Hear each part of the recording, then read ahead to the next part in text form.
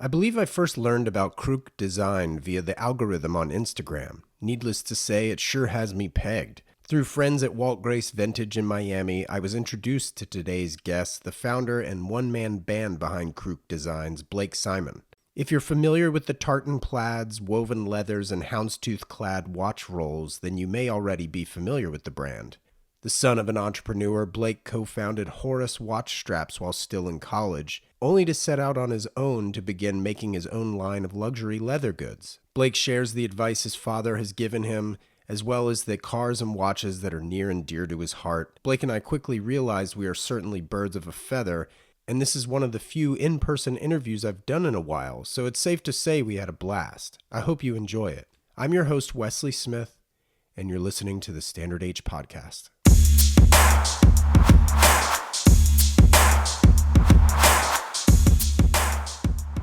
Well, today welcomes Mr. Blake Simon of Kruk.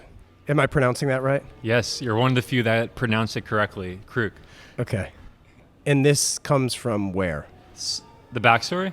Sure, like the name, yeah. So the name of the brand, it's a funny story that ends up comes full circle. My brother happened to be watching poker, and one of the guys' names happened to be Kruk, or Kruk, however you pronounce his name. Okay. And he called me and he's like, I think I found the name of your next company. And this is like days after I sold the first one. Okay. And I'm like, okay, I end up putting on the channel, and I loved how it looked aesthetically, but I was like, what does it mean?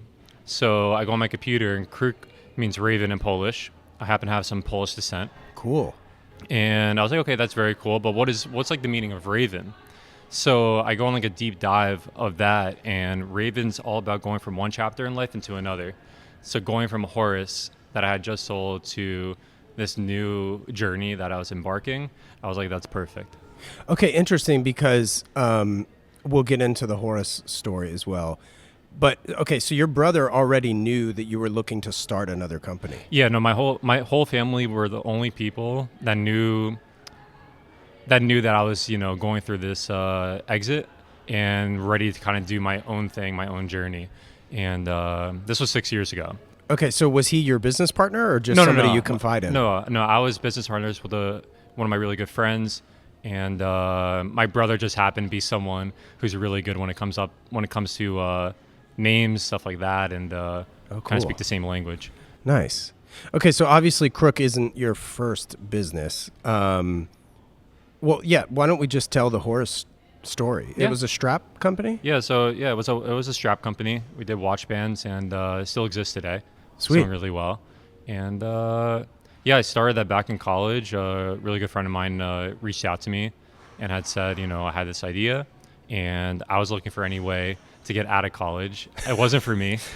Stay in school, but I had like 3 classes left, and I got everything I needed out of it. And I ended up dropping out once the business was doing really well. And I kind of saw like, okay, like this is something that maybe I should pursue. I ended up getting kind of pressure to go back to school. I went back to school, and the business just went to another level. Oh, and interesting. I said, you know what? School is not the only avenue to be successful. Yeah. And this was difficult because this was like 11 years ago, back in 2014, launching a brand off of Instagram when people thought it was crazy to start a business off of social media. And we know how it is nowadays, where most businesses are basically started off of the backing of social media. And a lot of people were like, a lot of my good friends were concerned about not getting that degree and foregoing that in a way for this riskier route. So what was the first sort of step of trajectory in being successful before going back to school, which took it to the second step, let's call it? Yeah. Was it Instagram? Was it just good timing? Yeah, it was great timing. Instagram was in its like infancy. There weren't a lot of businesses on it. I was grateful to have a business partner that had a business before that on Instagram, and he really saw what was happening before it happened. Sure. And we capitalized on that, and it just grew so fast. And especially at a young age, I was 21 years old. Didn't really have much experience personally in that, and just saw the growth and the demand for the product and the brand. Sure. That I kind of just made that executive decision to go full force. Yeah. And I always knew I could go back to school. I was grateful to have a professor actually that told me, there was two professors. One told me that I should put the business on the back burner and finish school, and another one told me you can always go back. It's always there. Yeah. And I was very grateful to meet her, and I said, you know what, I believe in myself. I'm gonna go and try this out. Cool. So when you went back to school, like, what did you learn that took it to the next level per se? Well, when I went back the second time, Yeah.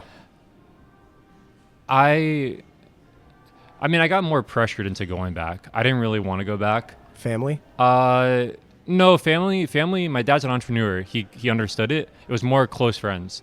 Funny enough. Really? Yeah, who I trust, and they were, but more out of love. They were like, you should really have your degree. Interesting. And it's something good. It's a good safety net. Sure. Which I respect. But I tried it, and the business got so busy that I couldn't. There was no way to manage both, at least for me. So you started it with a friend of yours. Yes. And so what were each of your roles? Like, who were you in that partnership? I was more of, I would say, the creative force. Okay. And he was more of, he understood how to put the structure together and the business together. And I learned a lot from him. So when you so take us through maybe the sale. Mm-hmm. Like, what was that like? I'm assuming, were people approaching you, or were you pitching it to get out? From what I remember, the business was doing really well, and we were getting a lot of inbound interest from retailers and distributors worldwide. So to buy your product to buy your business? No, to buy the product. Okay. Yeah. No, to buy the product. That's great. So we were very lucky where we just had such an influx of retailers that wanted to carry the brand, and I learned how wholesale works and all that kind of on the fly. Sure. And that's kind of how it started. Sweet. Mm-hmm. So then who did you end up selling the business to? Or at least, is your business partner still doing it? He's still there. I see. Rather keep private, of the sale, but sold to someone, sold my half, and Okay. And just was ready to, strategically ready to do my own thing. Sure. Which I own 100% now, the new brand. Okay, sweet. Awesome. So he didn't buy you out. It was actually a second person. a separate. Or a third person, technically. Cool. So you made out okay, I'm assuming, launched Kruk. What was sort of the direction? What was the impetus? Like, why Kruk? Not the name, the business. Like all those answers of the whys on the upfront. Yeah, no, it was... I knew I loved leather goods. Okay. I knew I loved leather goods, and I knew just back then, knowing what the exit would look like and just the whole situation. Because you want to keep in mind, when building a new company, there's going to be a burn rate. And even before, you could technically call it a burn rate even up with all the research and development, but there was the capital needed to do the R&D. Yeah. And then I knew that there would potentially be a year or two of burning, to build a brand. Yeah. So if not more, if some cases. If not more, yeah. And I'll get into that because it ended up being a little bit more. Okay. So,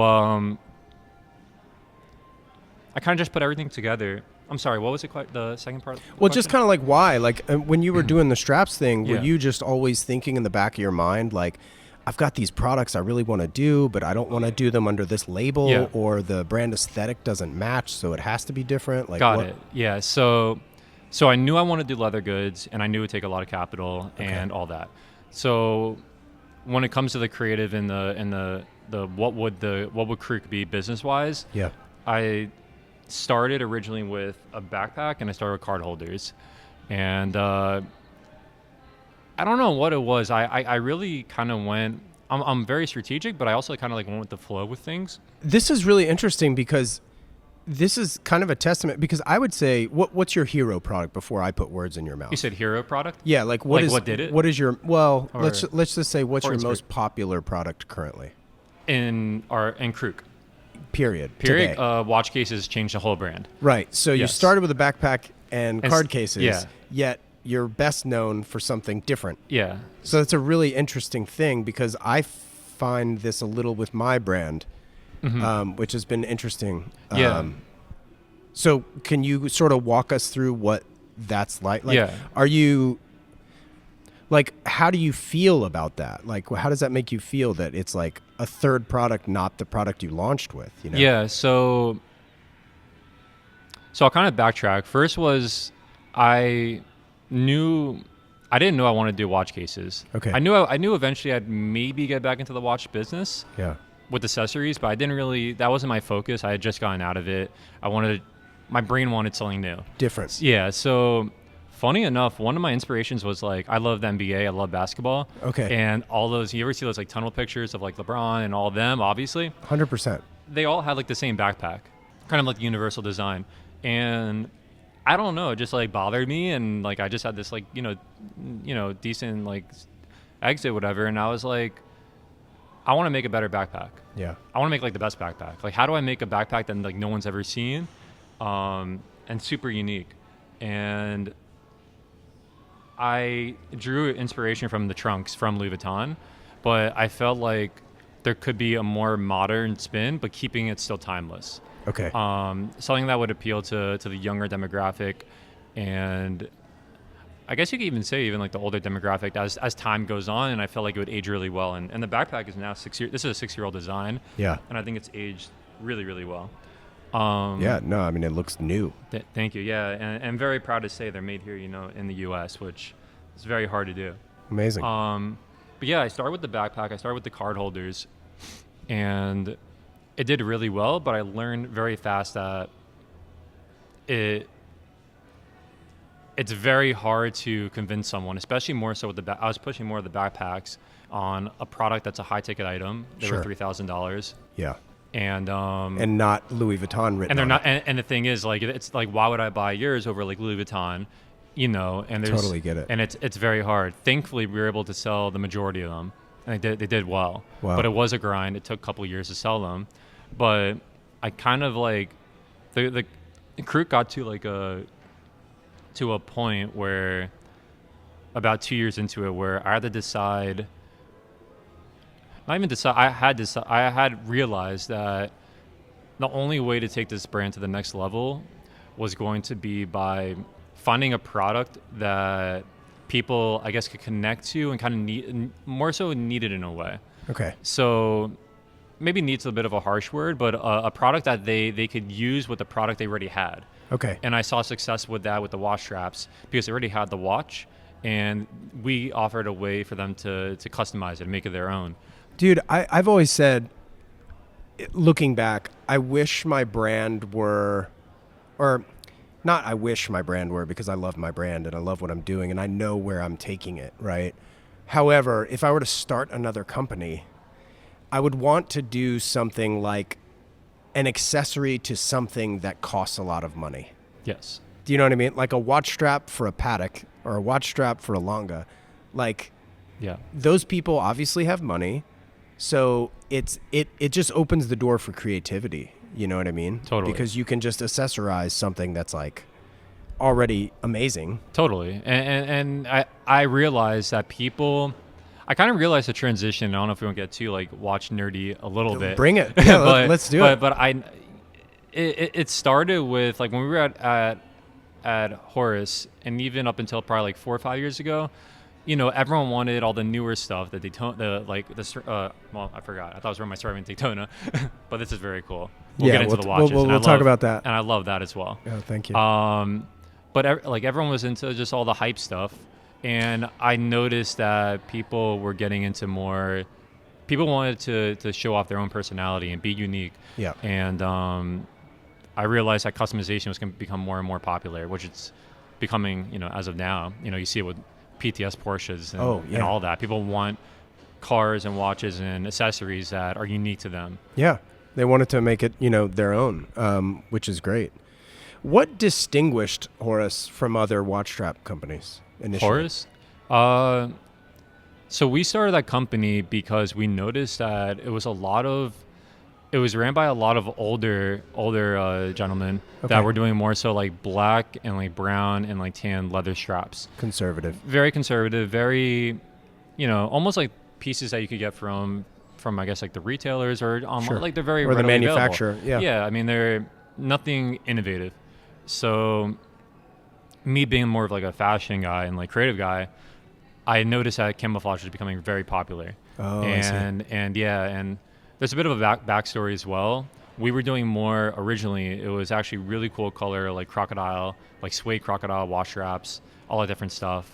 And we learned that you couldn't ship crocodile or California. python. So originally to California, it changed though a Yeah. couple years ago. Yeah. But to California back then for sure, and then overseas, and it put us in a position where we're kind of like looking at each other like, what are we gonna do? Like, this is scary. It's a big market to miss. Very well. 50% of our business was overseas, so kind of like looked at each other, and I remember I went back to my dorm back then. I was 21. Oh wow. And I realized that camouflage was becoming really big, and I was like, okay, like that's a start. And then I realized back then the AP offshores were really, really popular, and those were all rubber strap watches. Right. So I was like, why don't we do camouflage rubber straps, for AP. Panerai was the first one, and other brands, and it just... Do you own any Panerai just off? Not anymore. Okay. It was my second watch and third watch. Okay, got it. I had two. Interesting. Yeah. Yeah. Sorry to interrupt. No. It was a great watch. I loved it. The story with that, I hate to say it, I was very grateful. I got a Rolex Datejust for my bar mitzvah back when I was 13. Wow. And I remember I went to a meeting on the early days of Horus, and we had no straps that fit the 36 Rolexes or any Rolexes in general. Yeah. I remember a guy was like, why are you trying to sell me on a strap when you're not even wearing your own brand? Right. And I'm like, you know what, you got a point. And unfortunately, I had like no money back then, and I had to sell the watch to buy a Panerai, so I'd have something. Wow. This is how much I believe in what it was very hard to do. Wow. But I ended up getting a Rolex Daytona once I sold Horus, and I engraved the back of my last day there, and I kind of see my bar mitzvah watch in the Daytona. What did you engrave it? Can you share it? The last day that I was at Horus. Oh, it was just the date. Yeah, oh, just I the see. date. I see. But like like I look at that date and it's just like that was all the hard work and sacrifice that I, dropped out of college for. People that doubted me, professor doubted me, and I was able to successfully, sell a company that I was very proud of. And I could tell you without a doubt, I told people I'll go homeless with that watch. That watch is going nowhere. That's amazing. Love to hear that. What were like some of the takeaways that you're borrowing, I guess, or using from Horus in Kruk today? Like, what were some of the lessons learned? It's a great question. One of the biggest things I learned was to always, if there's an opportunity to meet with someone, take it. Cool. Like that's one thing that really stood out with me. And my business partner at the time, Mark, was very big on that. He was someone that would, I remember once we went to New York for some meetings, and we took a flight to go to Toronto, left at like 3 a.m. Wow. Met with one retailer of ours, we're probably in Toronto for 3-4 hours, went right back to New York. And it only takes one person to change your whole life. Yeah. And I feel like 99% of people aren't willing to drive. Like I really respect for you, coming from San Diego, and to take. Well, it's my pleasure, man. Yeah. No, this is yeah, and I love it. This doesn't even feel like a podcast. Like I'm having the best time. I'm very good. passionate. That's the vibe. And the vibes are great. Yeah. Between you and just like where we're at, like it's great. So for those listening, we're at the One Hotel in West Hollywood on a mezzanine floor open. So if you hear the music, hopefully Spotify doesn't shut this down. Yeah. We'll try to talk as much as we can over the music. Yeah, exactly. But I think that's probably the biggest thing that I learned from the old company. Cool. Was just having boots on the ground, meeting with as many people as you can. Yeah. And that'll take it to the next level. Sure.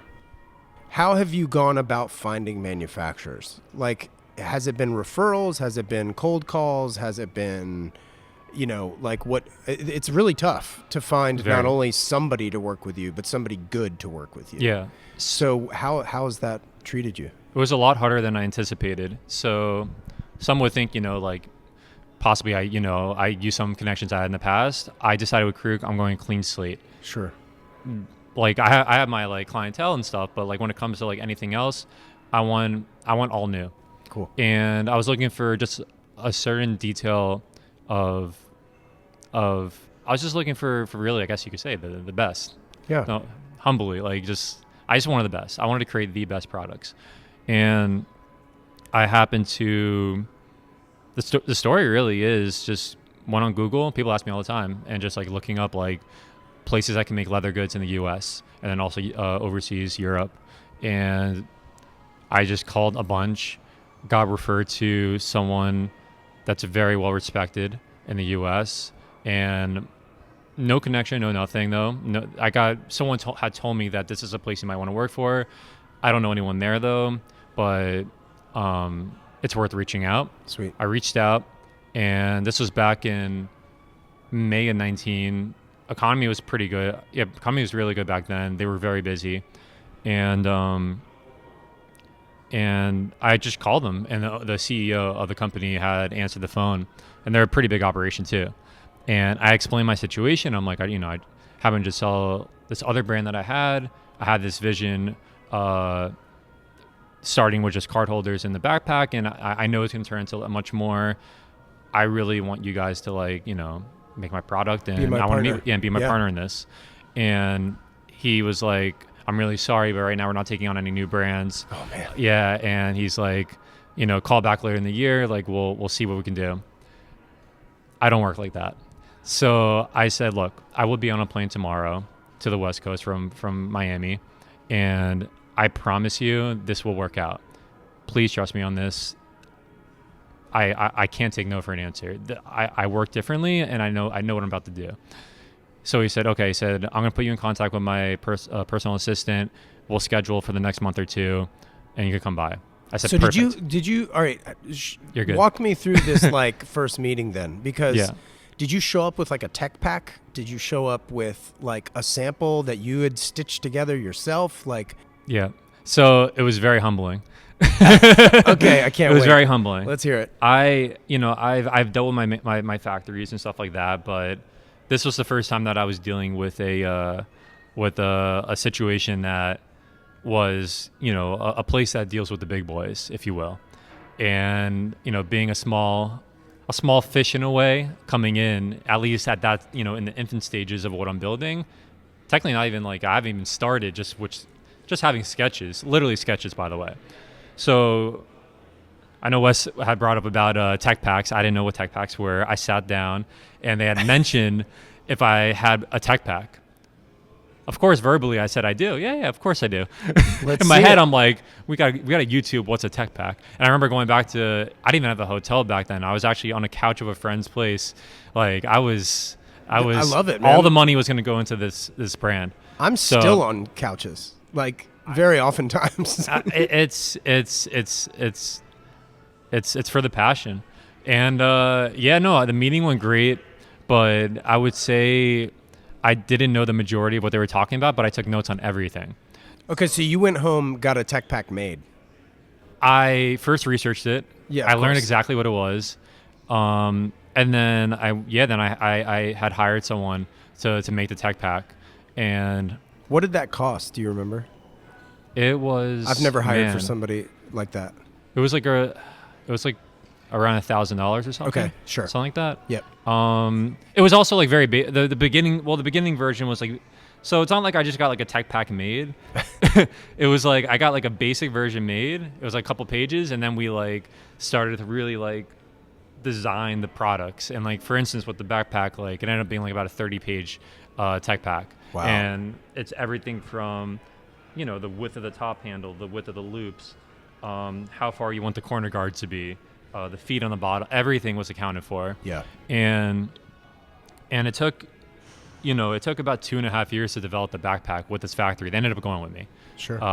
And we did really well with it. And now, do they source the materials for you in that scenario, or are you sourcing materials, having it shipped to them, or whatever? Most of the materials I sourced. Okay. Initially, they would source the leathers though. Yep. But I just as time has gone on, I was able to source my own leather that happened to be even better. Okay, great. So They basically just do the manufacturing, and then we provide all the materials. Sweet. Love it. Okay, so you've still to this day have worked with them for, I guess, 6 years. It sounds like. 6 years. Okay. Yeah. Now, you're still doing card cases? Not yet. They're on pause. Okay. They're on pause, yeah. Still doing the backpacks? Yep. But as mentioned, the watch cases are sort of the bread and butter. Correct. Yeah. The watch cases are definitely what made Kruk. We do make more one-off backpacks. We pretty much sold out of the backpacks that we had initially made. They're kind of like we had a first edition product, a first edition colorway of the backpack, and yeah, no, the past 2 years has been more focused on the watch cases, but we've now, I'm sure we'll get into it, the catch-all trays we just released a week ago. Cool. And yeah. So what took you to the watch cases then? Oh yeah, so.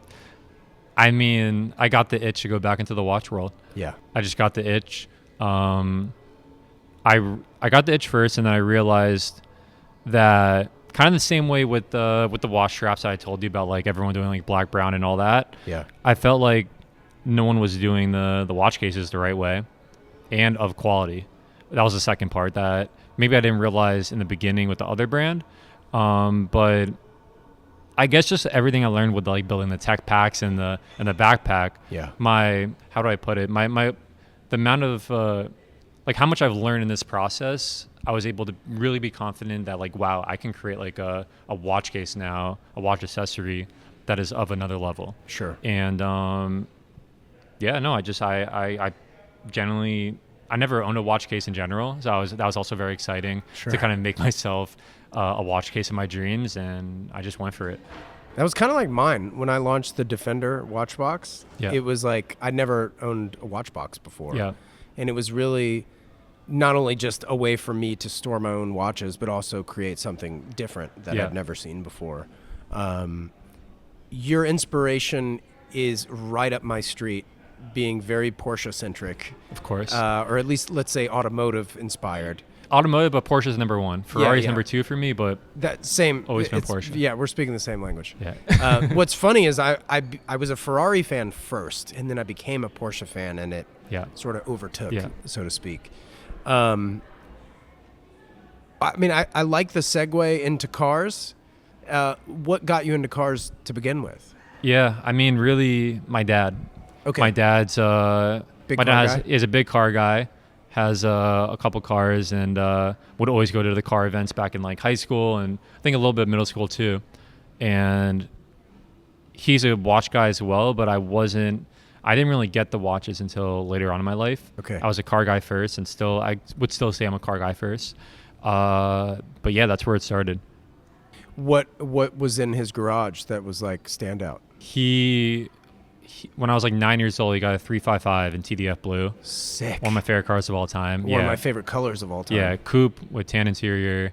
Unfortunately, an F1. That's okay. It was still good. And he bought that car in 01, and then 6 years later got a 430 manual in near Daytona with Sabia coupe. One of my favorite cars of all time. Okay, so the 355 left, yeah. in lieu of the 430 manual. And he still has the manual? Still has it 17 years later, yeah. They did not make a lot of those, I don't think. They say between 200 and 300 exists. I think closer to 300, but yeah, around that number. Of left-hand drive. Of left-hand drive manuals, yeah. Yeah. Right-hand drive's very rare. Yeah. Oh, that's incredible. Okay, so Ferrari guy, he's an entrepreneur. He's an entrepreneur. What line of business was he in? He's still in tech. He does more like phone systems, like telecommunications. Okay, cool. Surveillance cameras, a lot of hospitality in South Florida. Yeah. Is there anything that your dad, through entrepreneurship, has sort of taught you? Yeah. I would say what he taught me, both him and my mom, is don't take no for an answer. And but like you know when there's a real no.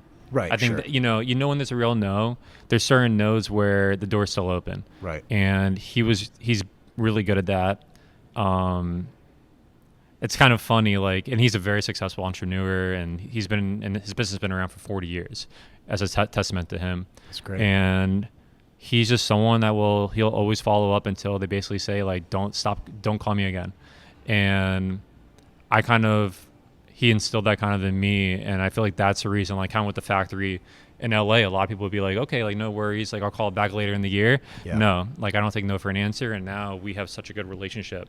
And a lot of my relationships, I've had people like tell me like I can't believe how boots on the ground you are. Yeah. And they find it, I guess they admire it, you know, at the end of the day.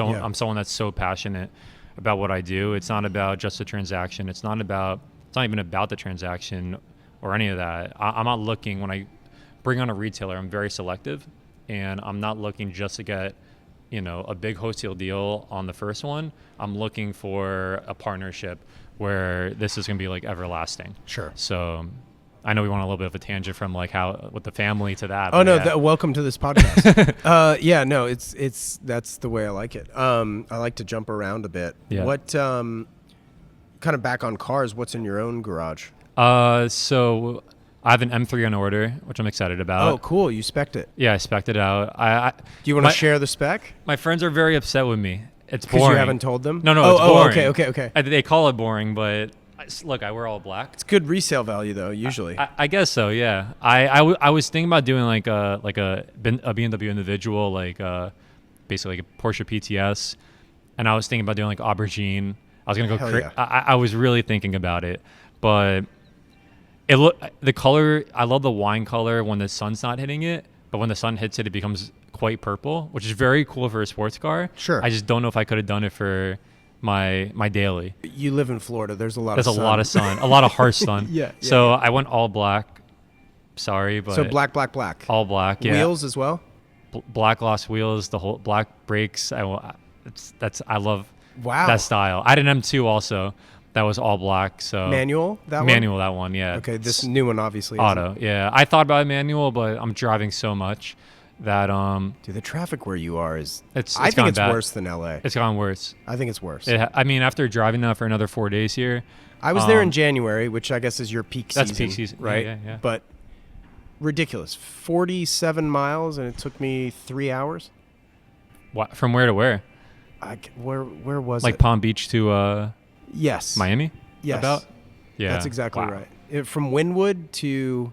Well, no, it was the airport because it was a rental car. Anyway, this is some really boring conversation. But anyway, the traffic was terrible. But back to... so you spec'd it black.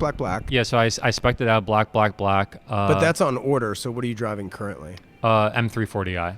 Okay. So the M340i I basically had the M2 back during the Horus days, put downpipe and all that. Sick. Obnoxious in a great way car. Yeah. And...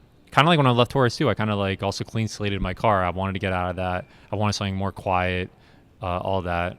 Really recommend the M340i. Unbelievable car for a daily. It's actually really fun. Felt almost closer to like an M3 than a 330 for sure. Sure. And you like that size better than the M2, I take it? For I guess my stage of life, yeah. Like back when I had the M2, I was living in Brickell, like downtown Miami, and my commute was... I didn't really drive that much, so it was great. I see. But for my needs now, it's great. I was thinking about getting a truck, but I need to get like the M3 fix out of me. Definitely. So yeah, no, I'm really excited for that one. That's cool. Yeah. Is there a Grail car? Grail car? Yeah. I mean, or is it your dad's 430? Honestly, I've driven a lot of cars, and the 430 manual is. Is it up there? Oh my God, yeah. It's special. I've never driven a manual Ferrari before. It's special. It's not like these new manuals where, you know, they rev match and right. You know, they kind of save you from like seeming like you have a perfect shift. The 430, like you have to shift it perfect or you'll feel it. You're gonna feel it and hear it. Yeah. So I mean, outside of that, dream car would be. I've always said 997 GT3 for sure. .1 or 2. And you've driven these via our friend Jonathan? I haven't yet. I haven't been lucky yet to drive from him, but I have driven a 997 GT3. Okay. I don't think Jonathan owns one, right? But no. Bill does. Yeah, okay. Bill does, yeah. Jonathan has a beautiful green over tan Range Rover, though, from 02, 03, in immaculate shape. The best. Yeah. Shout out Walt Grace, yes. by the way. That's family. Family, for sure. That's amazing, man. Yeah. Okay, so your dad was a watch guy, so I'm assuming that's how you became a watch guy? Yeah. So how it worked was I actually did automotive photography when I was like 14 to 18. Oh, cool. Yeah, and going to the events, that's kind of how I first like learned how to network and just all that. Sweet. And the place my dad bought his watches, they were looking for a photographer, and I ended up doing watch photography for them at 17 So this years is like old. a multi-brand boutique? Yeah, it was actually called Watch You Want, which now is a 1916 company, which is funny. I do work with 1916 company 15 years, like 18 years later. Oh, It's full circle. This makes a lot of sense. Yeah, so my dad got me that opportunity. I did that. It went well. And then when I went to college, before starting Horace, I worked for Exquisite Timepieces doing photography. But my dad's the one with the watches that opened the door of me even getting interested in that space. Okay. What's your camera of choice? My camera of choice right now, I have a Canon R6 Mark II. Okay, cool. And I love it. Sick. It's a great camera. What was the most commonly worn watch your dad wore when you were a kid? Man. Like, what do you when you picture your dad wearing a watch? What's the watch? You know, it's funny. He has like 80-90% of the watches that he had back then. He doesn't. That's one thing. Like, he also instilled in me is like buying what you like and just always keeping. Love it. So, Unless you have a business to start. of course, yeah, yeah, exactly. Unfortunately for me, I wasn't in a position to do that. But Sure. But what I remember was, I remember on vacations, and he still has a yellow gold Zenith Daytona. Oh, wow. Yeah, that he bought new in the Caribbean. Sick. Still has that watch. And then the watch I'm actually wearing today is one of my favorite watches of all time. It's a Patek 5085 Neptune. Unbelievable. Yeah, I kind of stole it from him. I love my Daytona. I love my other watches, but this is like become my favorite watch of all time. So he's owned that since new? He bought this new. Yeah, I somehow remember I was like 9 years old going to the boutique and bought this for a discount. And yeah, it's been in the family. He bought it either in 2000 or 2001, around then. And one of my favorite watches of all time. It's crazy. I did a Google search on a Patek that I've been sort of loosely researching. And that watch came up in my Google search. No way. Based on what I Googled. Because it was like a black dial Yeah. Patek. And that came up. And then I swear to God, it was like yesterday maybe. Did you post a photo of that? I did, yeah. Okay, on my so story. yeah. So I was on your page yesterday and I was like, holy shit, there's that watch again. Yeah. And so I was like curious. I was like, I wonder if I'll see that when we record. I definitely want to take a closer look. For sure. And the cool thing about the watch too, it's the same movement as a 5712 Nautilus. Right. So it's almost like it's like the 5712 Nautilus that people either forget about or just don't even know about. So this predates that watch though, obviously, right? Correct. I don't think a 5712 was out. It definitely back then. predates it, but I think there was a time where they both were out at the same time. I see. Because I remember my dad wanted the 5712. I think he might have got this towards 01 maybe. That's so sick on But bracelet. I'm happy. Yeah, I'm happy he went with this with the fifth scale bracelet, and it's just so comfortable. You'll have to try it on. From a distance, it's like, it's very like, I don't know, I could see like Michael Jordan wearing that. Yeah, you know what I mean? yeah. He has like, a very eclectic, even though he has that, I think it was a datograph on bracelet. I think that he has like a really I old don't know. photograph. I've seen so many watches on his wrist. He's baller. Yeah. Sweet. Okay, so what's your most commonly worn watch, would you say? Commonly worn would probably be, I'd probably say the ceramic Daytona. Okay. Daytona's a great daily. Black or white dial? Black dial. Okay. Yeah, I went against the trend. The Panda. Yeah. Right. Sure. I think the modern one, I think I prefer. Okay, the current iteration where they slimmed up the subdials a little bit visually, I think I like Panda. But with the thicker subdials, I think I like Black Dial. Which We're like the same person. Okay, and then pre and I have a reason for that. So the Zenith Daytona, just this most recently dropped round table that I just launched. I mean, we talk about it. The white dial Zenith is like, that's my shit. So that's my point. Like, and I agree. I didn't like the white dial of the watch that I got because the subdials are so thick on that one. Yeah. And then the new one, they made it look like a Zenith, and that's why I like the new white. Which is crazy because like, if you look at a really well taken care of Zenith, like that bezel still has not mirror like, but it does have a shine to where like in the right light, that bezel can look black. Really? So I haven't looked at one recently, so I guess. So what's really interesting is like, you and I both wear a lot of black. Yeah. I'm not today, Yeah. but I usually it's too hot. Yeah. But if I like literally look down at that watch wearing a black T-shirt, Yeah. a lot of times that bezel will look black, yeah. and it will look almost like the current iteration. Interesting.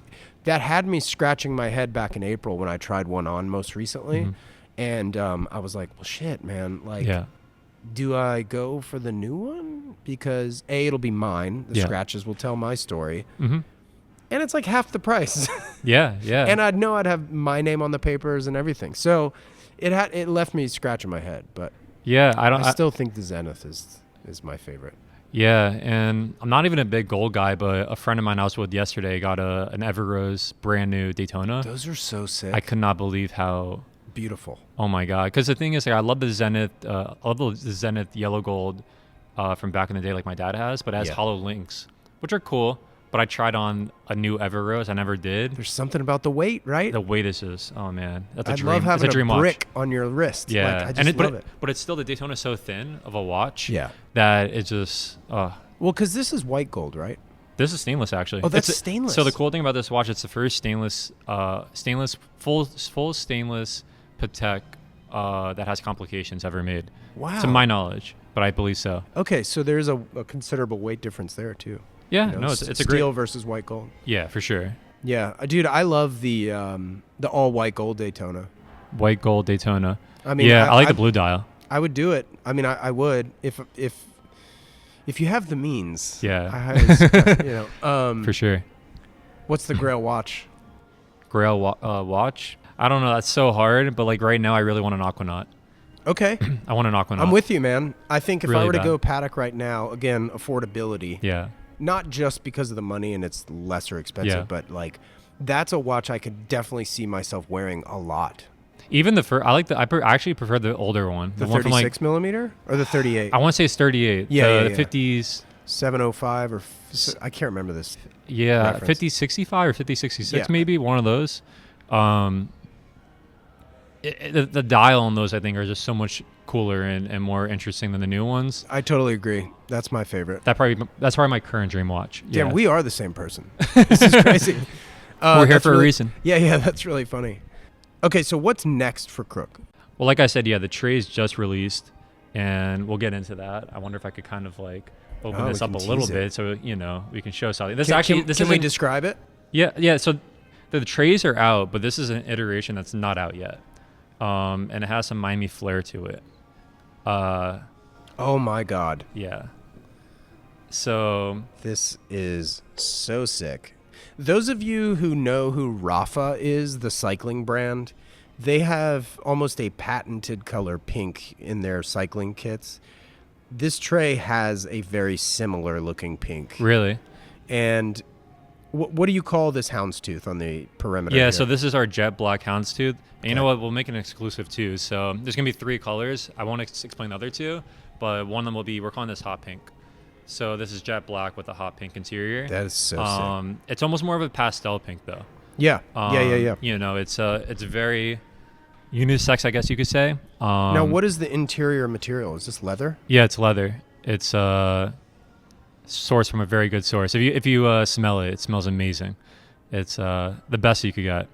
What does this retail for? The prices haven't been confirmed on those yet. Okay. They might be a bit more limited. But the cool thing is all our products have pink detail. If you look at the back of the tray, you'll see the pink stitching. The stitching, yeah. So, what's the significance of pink?